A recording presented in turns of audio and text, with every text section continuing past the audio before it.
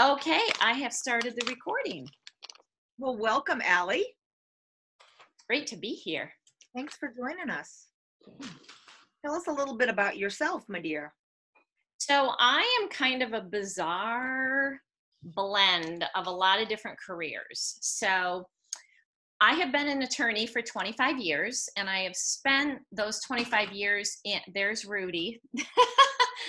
I've spent those 25 years in the field of criminal prosecution. So for many years, I was a prosecutor in the courtroom, handling everything from stealing a packet of Kool-Aid to gang-related racketeering homicide cases. Gosh. Wow. And everything in between. Mm-hmm.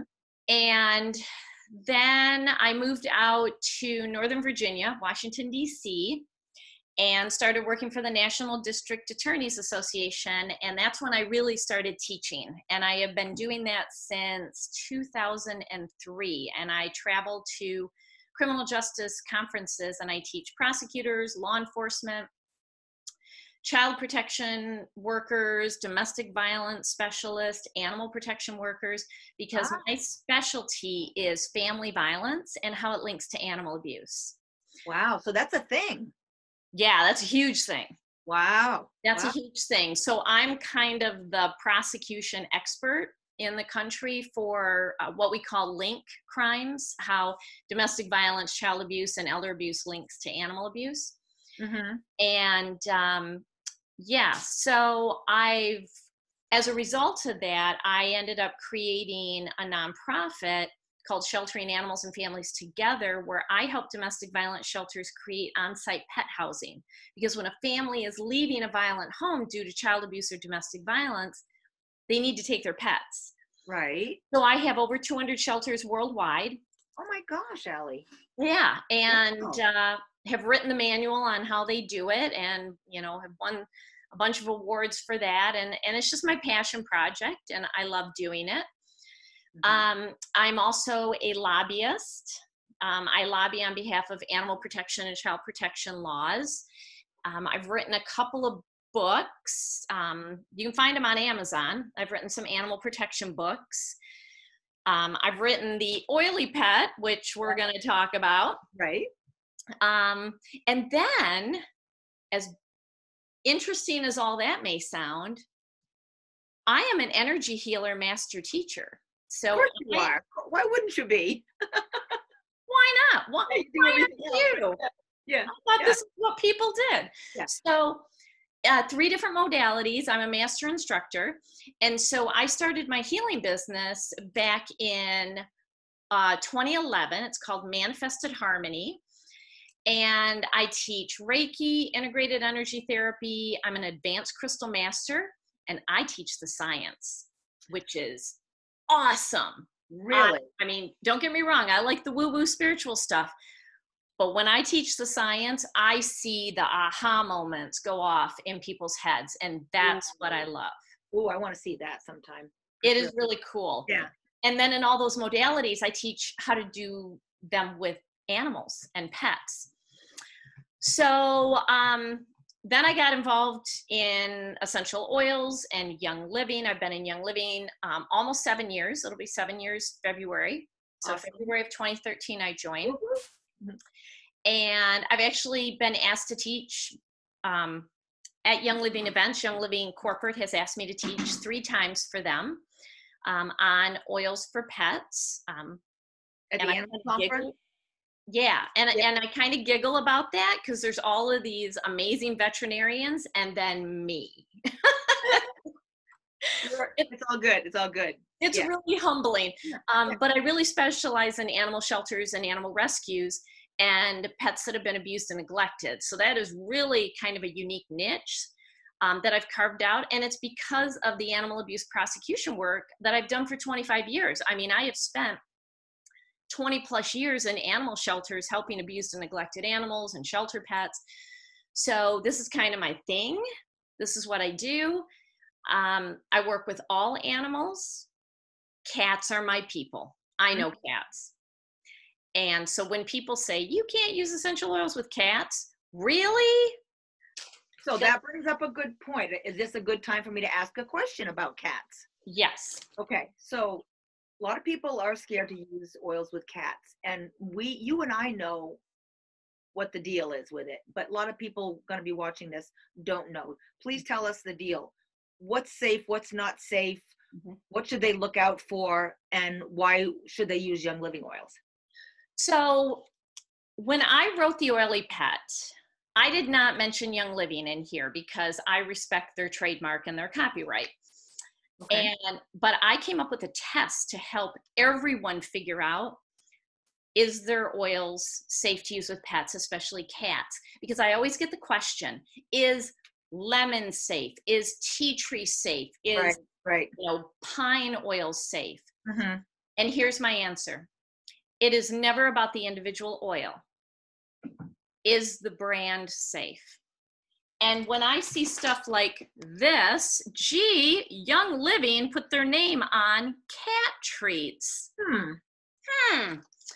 They put tea tree oil in the Animal Sense ointment, and that was one of the first products that Gary Young created. That's been around for over 20 years. The cat treats? No, the Animal Sense ointment. Oh, the ointment. Oh, okay, that's cool. And the one time that I met Gary, I asked him, I said, how do you respond to people that say you can't use oils with cats, especially tea tree? And he was so cute. He's like, oh, Allie, have you ever looked at the ingredients in Animal Sense ointment? And I'm like, yeah, that's why I'm asking you. And he said, if our tea tree or any of our oils were killing cats, don't you think a company that shall not be named wouldn't be taking us to court and shutting us down? Don't you think the FDA wouldn't shut us down? And wouldn't we see dead cats all over the place? Right. Of course not. Right, right. So when I was writing The Oily Pet, I wanted to come up with a test to help people come to the conclusion on their own. And to give you the short answer, not to spoil the ending here, but it's seed to seal.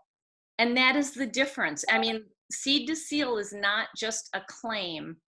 It is exactly why our oils are so beyond pure and so beyond organic that we can't even really put a label on our oils. We call them therapeutic grade, but what the heck does that mean? I mean, it honestly doesn't talk about how incredibly pure they are. I mean, the word pure is thrown around left and right, but we have a very different way of creating our oils, and that's why our oils are safe.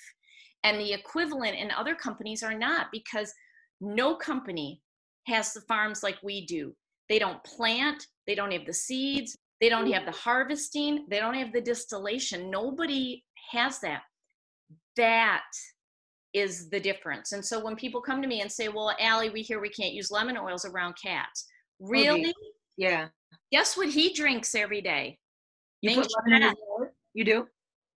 No, the Ningxia. Yes, the Ningxia, for sure. Yep, they drink Ningxia Red every day, and their liver values look amazing when I take them into the vet. So it's like you can't tell me that our oils are bad for us and bad for our pets when we ingest them, because I look at the lab results and it's like, wow, as they age, their values look better. Wow. Yeah. That's incredible. So does your vet know that you use essential oils? And Yeah. what does he say? Just like, whatever. Yeah, it's a female, and she's kind of freaked out about it because she sees how healthy my cats are. She sees their lab results, but she has been brainwashed. Those were her words. Oh, brainwashed that all essential oils across the board are toxic to pets, and especially to cats. And this is how I view it. There are certainly toxic products on the market. Of course. You can go into the grocery store and you can buy a tomato that was genetically modified. It was covered in pesticides, probably has Roundup in it, and it's the furthest thing genetically from a tomato. And then on the other end of the spectrum, you can grow your own organic tomato. And then there's all this stuff in between. That's the difference between Young Living and all these other companies. And it's the process that we use. So I have never worried about any oil that I use with my cats. Now, do I need to use every single oil in every single product? Of course not. No. Of course. I'm never going to use sage oil with my cats because there's no point. No point in using pine oil. Mhm. There are just certain basic products that we use, but you can rest assured you can stick anything in your diffuser and they're going to be fine. Right, right. Yeah. Just be mindful about locking them in a small room with the thing running for, a whole day. I mean, that's just not, you wouldn't do that to anybody, don't do it to your cat or your dog. Exactly. And in the Oily Pet, I go through safe practices and safe methods. I talk about how to diffuse, how to let them smell and choose. I am a big believer that they get to choose. We do not force an oil on them at all. I talk about how to topically apply. I talk about how to ingest. I actually wrote the Oily Pet so that you can open this up and actually teach a class. Oh, cool. Yeah, I noticed that when I was reading it, it was like, oh, that's pretty simple. That's, yeah. Yeah, and I wrote it because I want more people out there teaching about oils for pets, because just today I got tagged in yet another news article where a veterinarian, untrained and unskilled in essential oils, said they're all poisonous. And it's like, that would be like me as an attorney specializing in criminal prosecution, giving an opinion on environmental law. I don't know anything about environmental law. Right.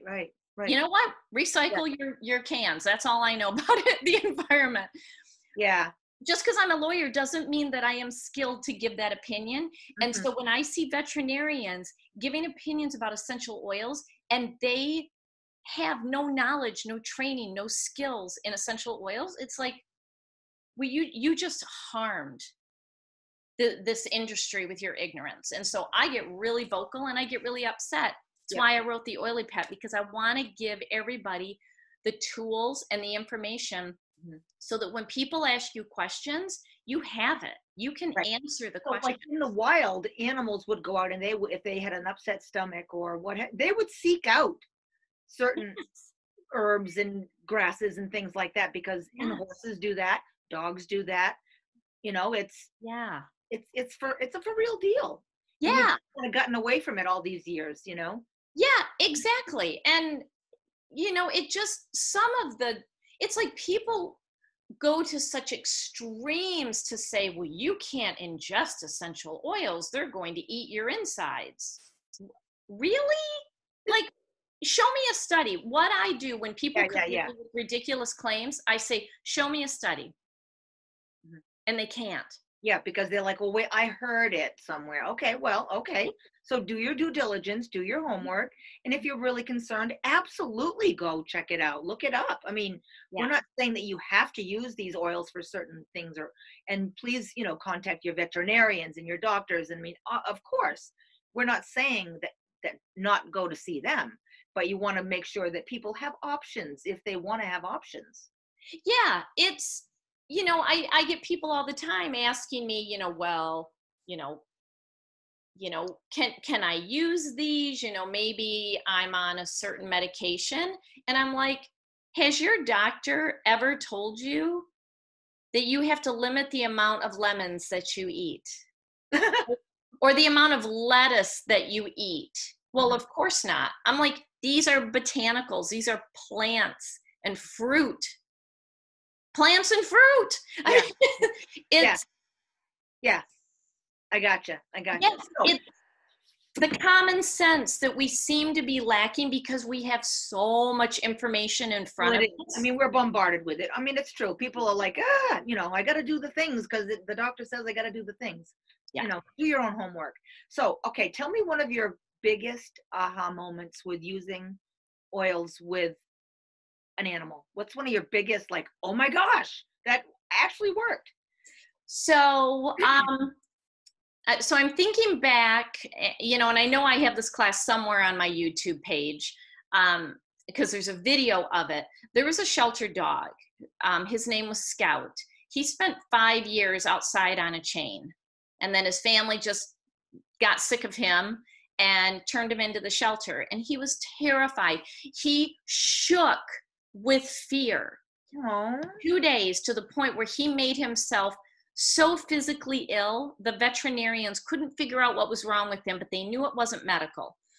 So this is a shelter in my team that has oils and diffusers all over the place. So they called me in and they said, we don't know what to do.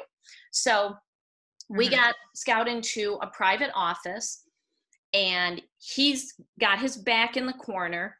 I'm sitting on the floor, and this is where they have free will. I never force oils on an animal, ever. And so I took my bottle of oil. I had Valor with me because he was terrified. And I opened that on you as well. What? Valor on you as well. Yeah. Okay. I opened it up. I set it on the floor in between me and Scout, and within 20 seconds, he stopped shaking. Then I was able to get close enough to him where I put a little on my hands, and I put it, I'm a big fan of topically applying down the spine. You don't need to really put it anyplace else because it's going to go to where it's needed. Yep. Always down the spine, never around the face. So I put a little on my hands. I started rubbing it down his spine, and then he starts smelling it. And then I was able to get other oils on him. But in about 20 minutes, he went from a dog who was going to die. I mean, it was horrible what his reaction was. Was anyone else watching this as well? Yes, it was videotaped. Oh, okay. It was videotaped, and the behaviorist was in the room, and she couldn't believe it. And within 20 minutes, that dog was fine. And they were actually able to put him in a foster home that night, and he was adopted within a week. Oh my goodness, what a wonderful, wonderful ending for that puppy. Yeah. And I love working with animals because they do not overthink it. They don't need a double-blind peer-reviewed study to say that lavender calms you. It either works or it doesn't. So I tell people all the time with the horses, look at, they'll smell it with the thinking side, they smell it with the reacting side. If they want it, they try to get it. Horses don't make stuff up. It either works or it doesn't. Right, exactly. Yeah. So yeah, so this is Copaiba, and you probably can't see, his little nose is really going.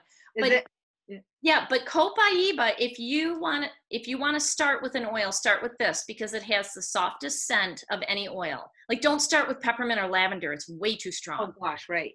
Way too strong. Start with this, and yeah, and then in the Oily Pet, I walk you through all the different ways that you can use them because you don't have to do everything. If you're not comfortable with your pets ingesting Ningxia Red, don't do it. Yeah. Don't do it. If you diffuse and that's as comfortable as you can be, that's perfect. Mm-hmm. Just do what you're comfortable with. And then, as time goes on, you'll start feeling more comfortable. I mean, that's how it happened with me. I didn't start out day one, putting Ningxia Red in them and all of that. I started testing, and it really, I've worked with thousands of animals, and I keep seeing the same results. I know what oils to go to for specific situations. Yeah. Does it pretty much work the same for every cat? Like, okay, I know this is going to help ease them or calm them or whatever. It's pretty much the same go-tos that you have. Yeah. I have a whole series that I take, especially when I go to the animal shelter, and my go-tos are Valor, Peace and Calming, Acceptance, and Vetiver. Why that one? That's the ultimate calming oil. Okay. Yep. Sometimes I'll take Valerian. So either the two V's, the most ultimate calming oils. Okay. Every now and then I'll have to take a few others, but between those, I can usually resolve anything. Really? Yeah. So cool. And with no chemicals and no side effects and all the wonderful, wonderful things with happy pets and people. Yeah. That's awesome. Yeah. Yeah. So it's, the animals have really taught me, and I watch them and I listen to them. I don't just shove the oils on them. I really listen to them, and I let them teach me. And I mean, it's amazing. If you let them do it, they will do it. So acceptance would be a good one for a pet that's dying. No, that's No? an oil for. I use it in shelters so that they can accept that they lost their home and they're in a shelter. They need to accept where they're at so that they can show their best self and get a new home. It's good for going into a new home. They need to accept that they're going into a new home. They need to accept that maybe there's a new baby coming into a home or another new pet coming into a home. Yeah, okay. Or a child's moving away to college, or there's a divorce happening, or somebody dies. Acceptance helps them accept reality. Yeah. Awesome. I'm going to open this up and see if anyone has any questions the last couple of minutes here, and see what everybody's got to say. So unmute yourself if you have a question, or raise your hand, and Allie can see you there and unmute you. So please ask away. You can also type in the chat if you want to. Michelle, I see you got several of the books and you gifted them to your team. And that's what I love about this. You can buy this in bulk, and the more you buy, the cheaper it gets. And you can hand this to to anybody in your team who's a builder. You can give it to your ER members as a thank you gift. You can give it to your pet people. You can hand it out in a class. You can give it to your veterinarian. And because it's brand neutral, right? It's brand neutral. They're not going to think like you're trying to sell to them, because it's just educating them, and then they're going to come back to you. So it's really good to get. So I got a question. Hey, Lala, how are you? Fine. Okay, you can hear me? Yeah. Okay, I got a question. I got that wild cat up there that's pregnant. I finally got her to where I can start petting her. But what the heck, how in the heck do I catch her? I mean, she's pregnant again. I use Allie because she is pregnant. Well, this is beyond oils. You need to trap her. That's the problem. I got to get past her other kittens she had. Somebody abandoned the cat and it moved on my property, and I've got 10 of them now up there. Oh, no. How old are the babies? Yeah, they're her brother. Her and her brothers live up there in this, and then she's got 2 litters. How old are they? How old are the kittens? This one is like, how long ago I find those kittens, Chris? About couple months ago. The last litter is about maybe 9-10 weeks old, and like 4 or 5. You need to trap them all. Okay, so this is like going way beyond this webinar, but here's the thing: you can trap a mom once the kittens are 4 weeks old, because then you can snatch up the kittens. All of those have to be spayed and neutered. Otherwise, I'm an animal rescuer, Allie. yeah. You know what's going to happen. You need to trap them. That's beyond oils. I mean, right now. Yeah, I'm just trying to sit, because I've got them where I can pet them now. Yeah. But I'm planning on our shelter. We have a no-kill shelter, and we open back up next week. And we do discount spay and neutering, shots, and worming. I'm planning on catching the ones I can and take them in, get it done, bring them back, and put them back on my land. Yeah. But I was just wondering if there's any way that, like, what could I put if they're, once I got them in the cage, to maybe kind of calm them down so they don't make themselves sick. Valerian or vetiver is the most calming. Okay. Yeah. I didn't know I give those cats, because I use those all the time myself. Yeah. And here's the thing: when you are working emotionally with animals, it's not topical application. It's not. They have to smell it. Diffuse it. Okay. Not diffusing. Not in that situation. You're going to take a drop and you're going to put it on the cage door, or you're going to put it on a blanket so that they can smell it. Topical application for emotions really has limited value.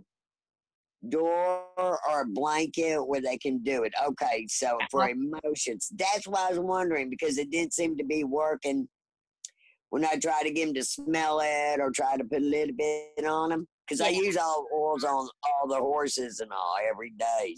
Great. So, Yeah. All right, Paula, thank you so much for your question.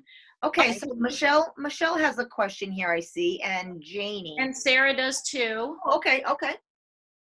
Yep, Sarah has a question about using Raindrop or dogs or other animals. Yes, Raindrop is amazing. I use the Raindrop on my cats, and it's all pre-blended in a bottle. You don't drip each of the 9 oils on a cat. They have no tolerance for that. Right. So I've used the Raindrop for so many situations. I do it on horses. It's a lot different than cats, for sure. Yeah, but you totally safe. You can just, in the animal desk reference, follow the recipe there. But yeah, it's amazing. Let's see, Michelle has a question. You have a lab that's allergic to beef, chicken, weeds, trees, grass. Wow. Steve's on helps you too. What is your support? Can I get your dog on Ning Shred and start a somebody's got their phone. Yeah, Jenny, can you mute your phone, please? I just muted her. Okay, thank you. So Michelle, I would get your dog on Ning Shred. Every pet should be on Ning Shred, period. Don't wait for a problem to happen. Everybody should be on Ning Shred, even if it's just once or twice a week, a couple drops. Wet food, not dry food. It's got to go in wet food. Run water over it.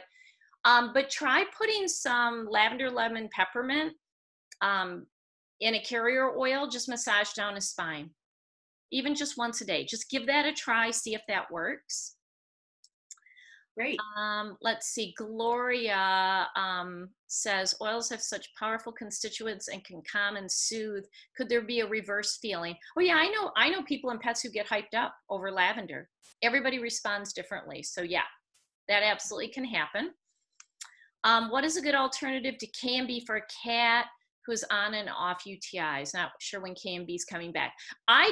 Okay, so this is probably going to sound very bizarre. I don't use KMB with pets because it has alcohol in it. And I will not use any product with pets that has alcohol in it. That's just me. That's my personal hang up. So again, Ning Shred. I go to Ning Shred for everything. Absolutely Ning Shred for everything. So how much for a cat? So she gives? I would start slow. I would start like 3 to 5 drops over wet food. Put water over it so that it really blends in. Rudy here gets a dropper full about every other day because he had bladder stones, and I have to change his pH of his bladder, and it's working. Kind of freaking out his veterinarian, but it's working. Okay, we'll take that. Yeah, so I mean, seriously, for everything, my answer, Ning Shred, Ning Shred, Ning Shred, Ning Shred. All right. Yeah, and you can always go to, if you don't have the animal desk reference, because to me that is for like really serious situations. And this is kind of your go-between, because there's those 101 books from Life Science Publishers, which I will not use or give out. I think they have incorrect information. So you have these like superficial books, and then you got that really awesome animal desk reference, Oily Pets in the middle. Okay. To kind of give you that background. So when it comes, if you don't have the animal desk reference book, use your own desk reference. Or ask one of your upline or someone that has one. Yeah, either way. Yeah. So Kim has a question and Jenny has a question. Okay, Kim, we rescued a dog, and 2 days after our parrot scared him, and now when he comes in the house, he runs to my son's room or downstairs. What would you recommend? I mean, you're going to have to work with a behaviorist for that. But I would use Valor. Valor's the oil of courage. Peace and calming. So here's the difference between Valor and peace and calming, because both are very calming. Peace and calming is when animals are reactive to the energy around them. So like the dog that goes bananas when the FedEx guy comes to the door. It's too late then, isn't it? Yeah. Yeah. kids running around and screaming. It's like pets who are really reacting to the energy around them, whereas valor is for pets who need confidence, like the little dogs who know that they're little, and so they're just going to act big and scary. They just need confidence, and then they're going to chill out and say, okay, I'm a little dog, who cares, I'm fine. Jenny's shaking her head. Yeah, so that's the difference. So the parrot scared the dog just needs confidence to say, little parrot, who cares about you, I'm going about my day. So I would try valor, and he's got to smell it. Now, another thing that you could do is the feelings kit. I use the feelings kit like people use the Raindrop. The feelings kit is amazing. There's a whole protocol that you can use. If you go somewhere on my Manifested Harmony Facebook page, you're going to find the protocol. It's in there somewhere. We can get it for you if you need it. Yes. Jenny. So you could always do that, but start with valor. Let's see, Jenny, 9-year-old mini Yorkie, high anxiety, trembles. Yeah, valor. If valor doesn't work, go to Vetiver or Valerian. But have them smell it. They got to smell it. Yeah, and that's what you answered a lot of my other questions too, with the feelings kit. Yeah. Too. Yeah. So you kind of answered my questions before you even read it. That's great. Good. Yeah. Okay. Well, we got through a lot of questions. Yeah. We did. And have you. Yes, this was wonderful. And if anybody wants to buy this, just go to manifestedharmony.com. That's my website. You're going to see it right on there. You can buy it in bulk, and it gets cheaper. So It's not that expensive anyway, guys. You can afford to buy one of these books. It's not a big deal.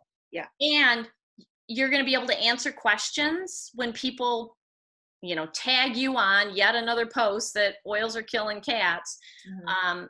You're going to be able to answer questions, but you're going to be able to teach a class. Like, seriously, you can just open it up and say, okay, we're going to talk about the toxic pet environment, because you always talk environment and you always talk food before you ever get to oils. Right, because that's most of the problems. Exactly. Seriously, you could just go right from this book and you can teach a class with confidence. And that's what I want. That is my mission, is to get everybody deputized to teach oily pet classes. So one more quick question says, does it talk about bunnies in there, pocket pets, things like that? No, it's specifically labeled cats and dogs. Okay. Bunnies are quite different. Birds are different. Reptiles are different. That's where you want to go to the animal desk reference. Yeah. But in general, diffusing around bunnies, don't worry about it. Yeah, bunnies are similar to cats, but I don't talk about bunnies in this book in particular. Okay. Yeah. Awesome. Yeah. All right, Allie, thank you so very much for joining us. Yeah, thank you. Thanks, everybody. I'm glad that you were all here and you had such great questions. And awesome.